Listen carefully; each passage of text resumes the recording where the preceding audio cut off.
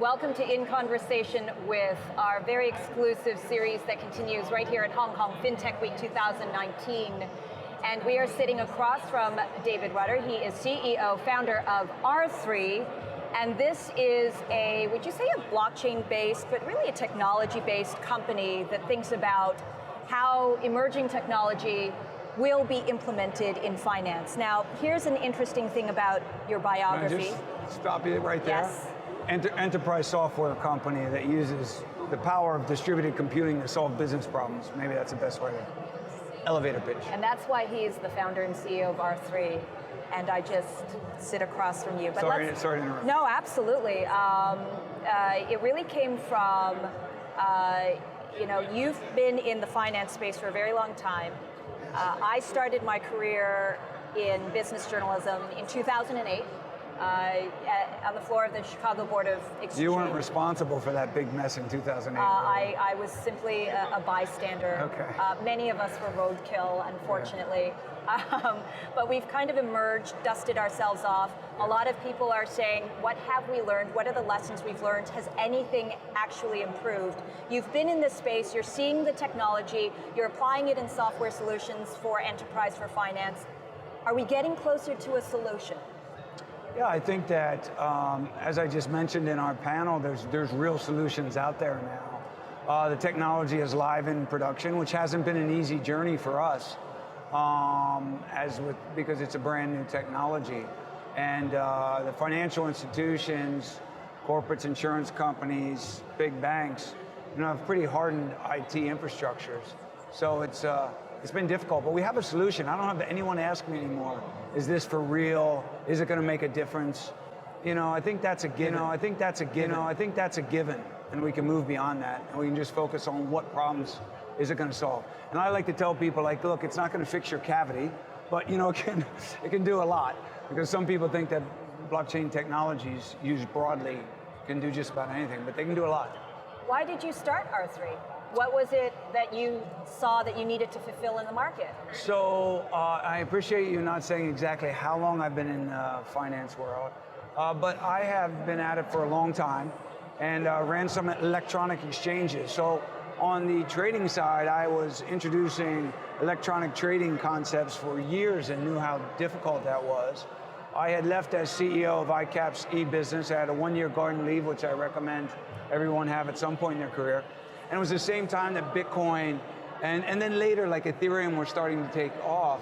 And the power of the cryptology, which allows us to solve problems at a business level without giving up crucial information. In other words, the privacy, which is at the core of everything we do at R3, was interesting to me, but the rest of it made no sense.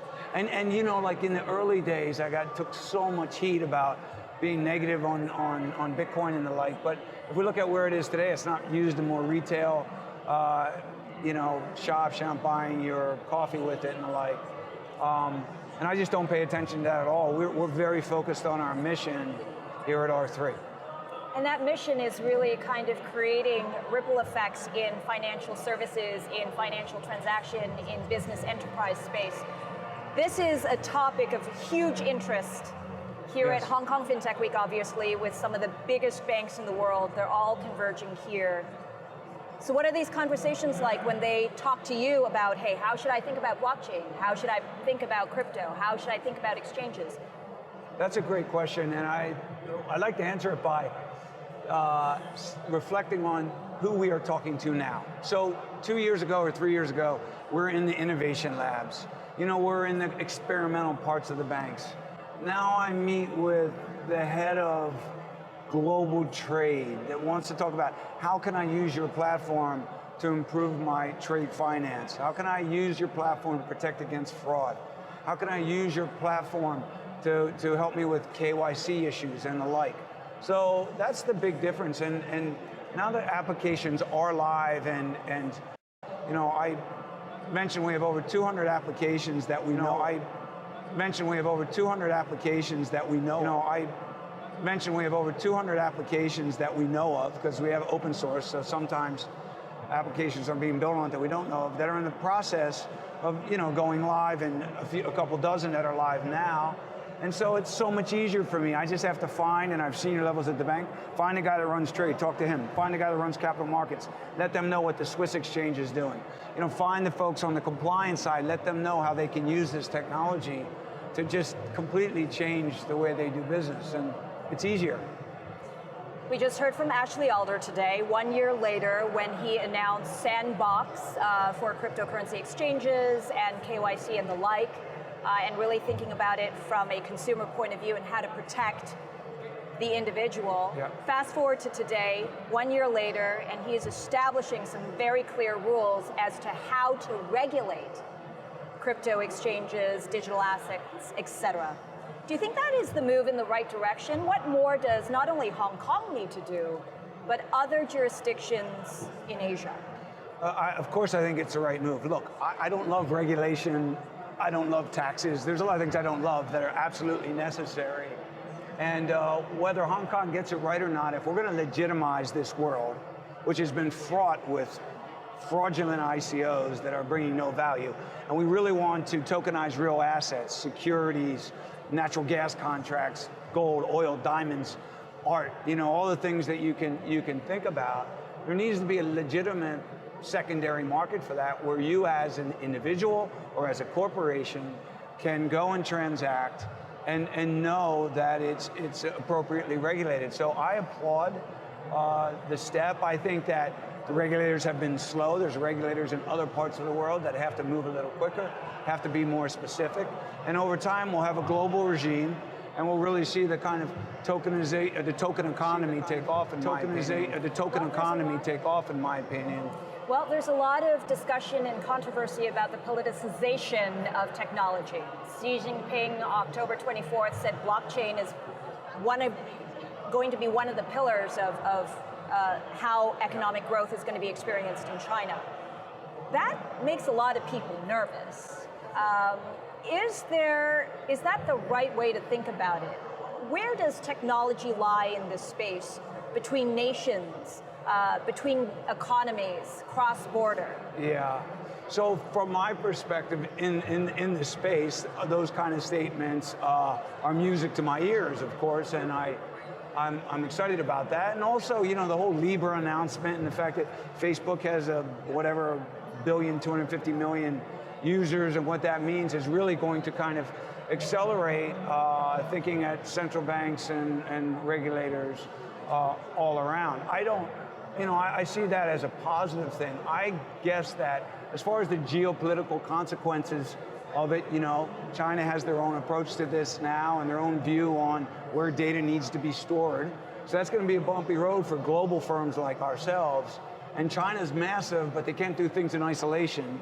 So, you know, they're going to have to, I think the two big enterprise blockchain solutions are Fabric and Corda, and if China has some, I think the two big enterprise blockchain solutions are Fabric and Corda, and if China has some, I think the two big enterprise blockchain solutions are Fabric and Corda, and if China has some big thing, we got to figure out how to make these work together if we're going to have global finance. What are the opportunities you see in Asia? Well, I love Asia. I mean, there's a gentleman here, Duncan Wong from CryptoBlock, who has built so many cool applications. You know, if you insure your car in Hong Kong, he's built an application on top of Corda that you don't even know that you're using. He's built a trade finance application. He's at the center of Voltron. And that's just here in Hong Kong. We're doing really cool things. The HKMA announced today the project that we're doing with them and the Bank of Thailand. Thailand's been super aggressive and super progressive, I should say. Thailand's been super aggressive and super progressive, I should say. And the Siam cement company is a big conglomerate that's embracing Tell blockchain. us a little bit about that and how that came about. So there's a subsidiary of the Siam Commercial Bank. It's hard for me to follow all these, you know, that built software for their customer, the Siam Cement Company, to help them completely automate their procurement process on Corda. And the executives have presented that they're achieving a 50% savings. There's less reconciliations, less errors, and things are getting paid much more quickly. So I think that we've had an evolution where I mentioned that Corda, we designed in a very specific way, and it wasn't mainstream for a while. But as we're getting into production, people realize, hey, this works. Privacy works, the scalability. The fact that if you and I are the only two that need to see data, why do I got to broadcast it to the 10,000 people here? It makes no sense. Yeah. So those attributes are paying dividends for us, and it's spreading like wild. We have business in over 30 countries right now, and it's really cool. I can't believe I started. I got a little lucky, I guess. I think we're both lucky. I think this is kind of a space and time where technology meets really winds of change, and where we go is anybody's guess. But I think there are those, and you're hearing it on Forecast News, and these conversations are pure examples of the innovators like yourselves, the creators and the builders of the future that is to come. So, David,